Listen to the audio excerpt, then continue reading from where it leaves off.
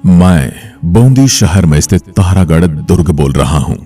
मैं वही दुर्ग हूं जिसकी गर्भ गुंजन नाम की तोप अपने विशाल आकार और मारक क्षमता से शत्रुओं के छक्के छुड़ाने का काम करती थी। मैं वही विशाल किला हूं जो अपनी अंदरूनी सुरंगों के लिए विश्व प्रसिद्ध हुआ करता था।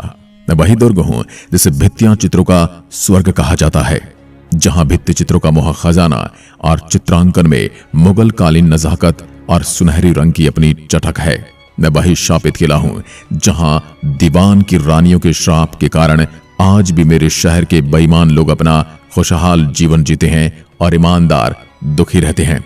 इसकी पूरी कहानी मैं आपको आगे बताने वाला हूं। मुझे राजस्थान का जिब्राल्टर भी कहा जाता है।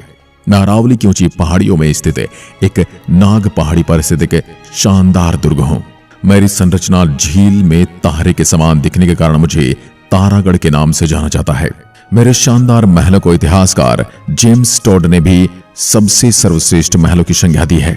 मेरे निर्माण और इतिहास की बात करूं तो इस दुर्ग का निर्माण राव बरसिंह बूंदी ने 1354 ईस्वी में मेवाड़, मालवा व गुजरात की ओर से संभावित आक्रमणों से बूंदी की रक्षा हेतु मेरा निर्माण करवाया था।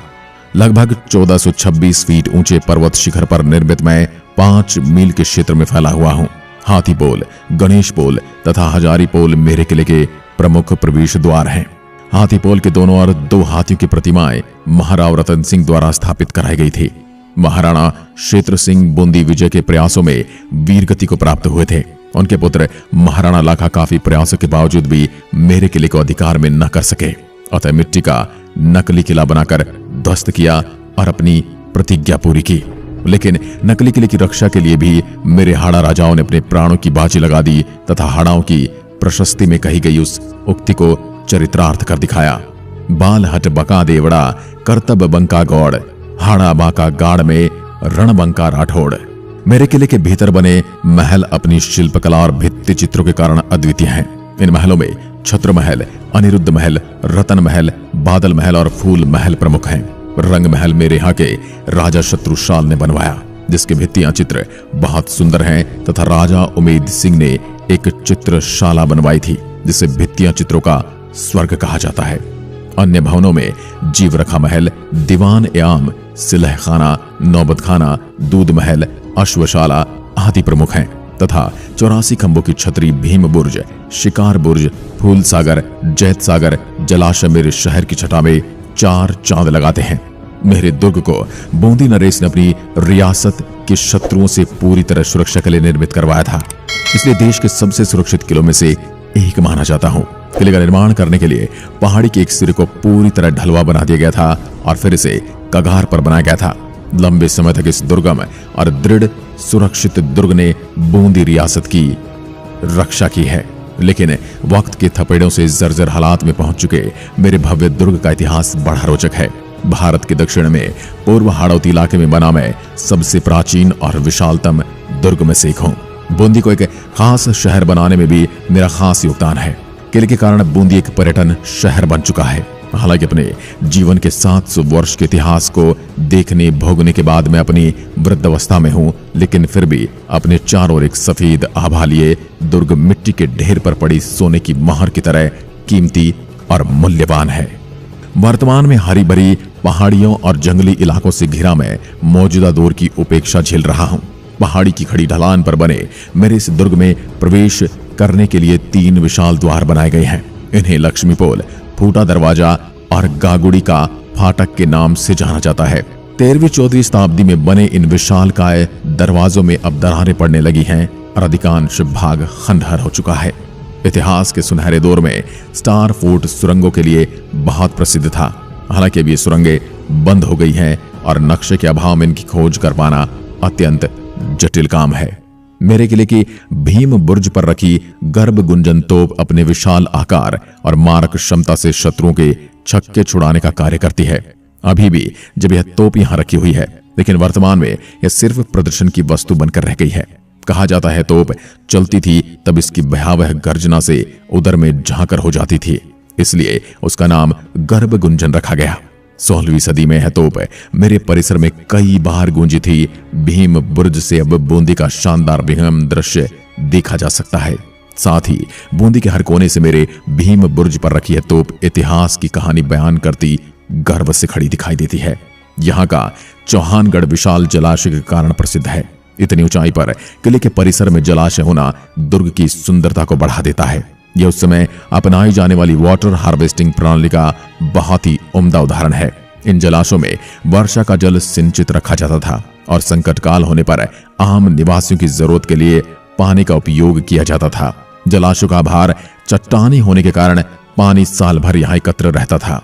दुर्ग के परिसर में रानी महल एक छोटा और सुंदर महल जो राजाओं की रानियों और प्रेमिकाओं के रहने के काम आता था।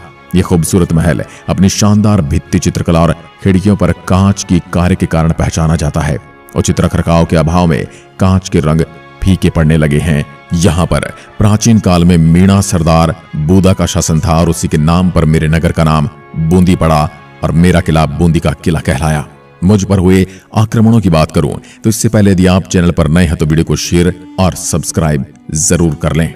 मुझ पर आक्रमणों की बात करूं तो महाराणा क्षेत्र सिंह बूंदी विजय करने के प्रयास में मारे गए थे। उनके पुत्र महाराणा लाखा ने बूंदी विजय की प्रतिज्ञा की थी, लेकिन काफी प्रयासों के बावजूद भी बूंदी पर अधिकार न कर सके तो उन्होंने मिट्टी का नकली दुर्ग बनवाकर उसे ध्वस्त कर अपनी प्रतिज्ञा पूर्ण की। लेकिन नकली दुर्ग की रक्षा के लिए बिहाड़ा चौहानों ने अपनी प्राणों की बाजी लगा दी। तारागढ़ किला बूंदी पर कभी मेवाड़ शासकों का तो कभी मालवा के सुल्तानों का अधिकार रहा। मालवा के सुल्तान ने तारागढ़ दुर्ग पर आक्रमण कर दुर्ग पर अधिकार कर लिया। उसके बाद तारागढ़ बूंदी में महमूद खिलजी ने अधिकार कर लिया। महाराणा कुंभा ने भी बूंदी पर अधिकार किया था। अब मैं आपको बताता हूं कि मुझे और मेरे शहर को सती का श्राप क्यों लगा। मेरे यहाँ के बड़े बुजुर्ग ऐसा मानते हैं कि मेरे किले में कई सालों तक हाड़ा वंश के शासकों ने ही राज किया। अब बूंदी पर राजा उमेद सिंह हाड़ा का साम्राज्य था। तब इस रियासत के दीवान मोहन जी भाई हुआ करते थे। एक बार जब राजा उमेद सिंह दिल्ली आए तब उन्हें वित्तीय संकट का सामना करना पड़ गया। उस बीच उन्होंने बूंदी में अपने दीवान के पास एक संदेश भिजवाया कि उन्हें कुछ मुद्राएं और मोहरें तत्काल प्रभाव से दिल्ली भेज दी जाएं। दीवान को अपने राजा का संदेश मिल गया और उन्होंने इसका पालन भी किया, लेकिन दीवान को डर था कि कहीं रास्ते में कोई इन मुद्राओं को लूट न ले, और इसी डर से दीवान ने मुद्राओं को लकड़ी के बांस के अंदर सोने चांदी के सिक्के भरे और बांस को चारों ओर से बंद कर दिया और बैलगाड़ी पे लाद कर दिल्ली की ओर रवाना कर दिया। लेकिन जब यह सोने चांदी के सिक्कों से भरी गाड़ी राजा को मिली तब राजा को बहुत गुस्सा आया कि मैंने तो मुद्राएं मंगवाई थी, ये लकड़ी के बांस क्यों भिजवा दिए। इसके बाद राजा के आदेश पर दीवान को शूली पर लटका दिया गया। लेकिन जब राजा को सच्चाई पता चला तब राजा को बहुत अफसोस हुआ, लेकिन तब तक बहुत देर हो चुकी थी। सती होने से पहले दीवान की दोनों पतियों ने बूंदी को यह श्राप दिया कि यहाँ ईमानदार लोग हमेशा परेशान रहेंगे, जबकि बेईमान लोग हमेशा खूब फलेंगे फूलेंगे। एक गलतफहमी में आकर राजा ने उसकी दीवान की जान ले ली और दीवान की दोनों पत्नियां उनकी चिता के साथ सती हो गई। लेकिन उस वक्त सती होने से पहले उन्होंने बूंदी को श्राप दिया था। उसका असर आज भी देखने को मिलता है।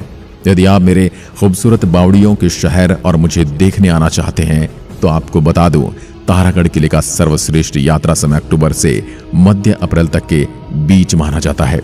मेरे किले के खुलने का समय गर्मियों में सुबह 8 बजे से शाम 7 बजे तक, सर्दियों में सुबह 8 बजे से शाम 6 बजे तक रहता है।